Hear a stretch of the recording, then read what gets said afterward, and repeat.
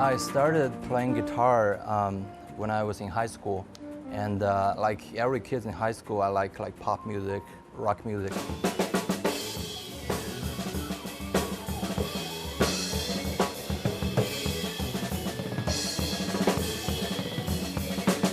Jazz to me is like it's so fresh. You know, it's like nothing I heard from rock or pop music before. If you look back at the history of jazz here in Shanghai, it goes back like almost 80, 90 years ago.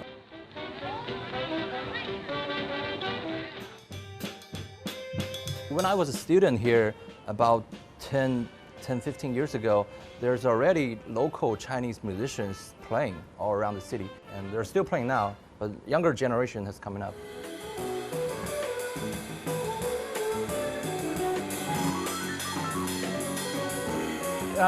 The scene here, I think in Shanghai, maybe foremost out of the cities in China with like a bustling jazz scene, is extremely eclectic.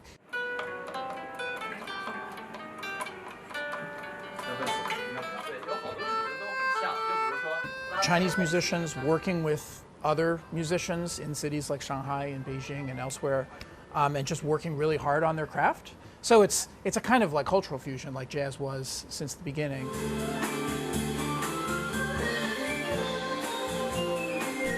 Jazz involves a blending of different cultural elements, but it is no more than an interplay of music notes.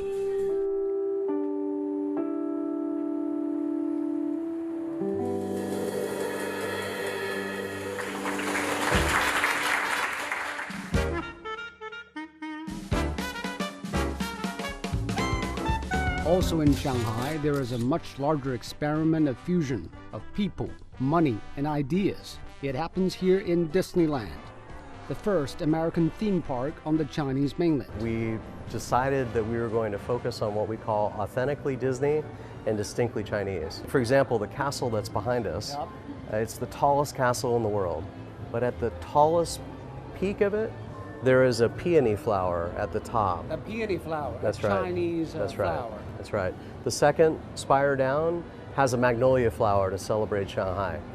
That's the city flower for Shanghai. Absolutely. Disney's efforts paid off. It received its 10 millionth guest in just under 11 months after its opening in 2016.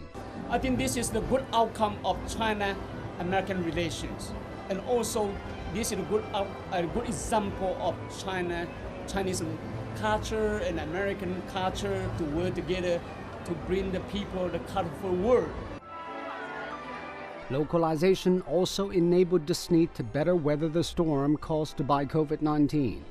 The Shanghai resort reopened in May, the first among Disney's parks. We knew that people were going to have to be much more mobilely savvy at the end of this. And so we had to introduce some new technology to allow us to register people before they came to the park, to stagger arrivals. Do you think you will be able to come back to the good old days, or it will probably be reshaped by COVID?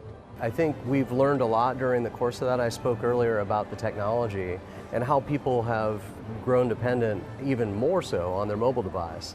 So leaning into that and making sure that we have services that are available that way to ease the friction in the process is really key to our success in the future as well.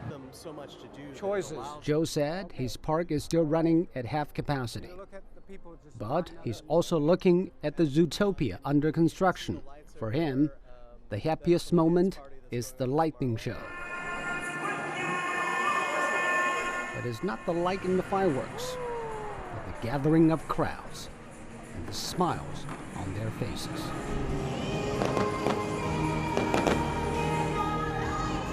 Be it jazz or Disneyland, it is about fusion. People and ideas can only thrive in the context of coming together.